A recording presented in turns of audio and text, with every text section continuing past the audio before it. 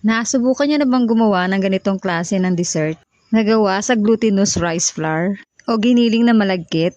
Napakasarap nito at super easy lang siyang gawin. Dito ay naglagay lang ako ng tig 2 kutsara ng asukal sa bawat medium size ng lanera. I-caramelize lang natin ito sa low heat para hindi siya masunog.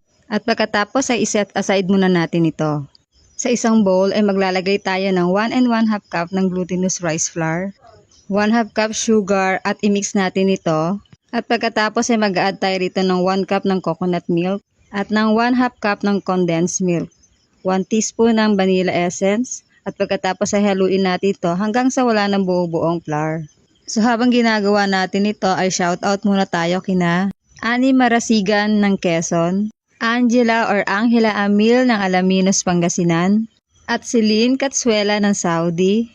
At pagkatapos nito ay nag-add nga tayo dito ng 1 large egg at halu-haluin lang po natin ito. At para naman po sa ating full recipe ay ilalagay ko na lang po sa dulo ng ating video.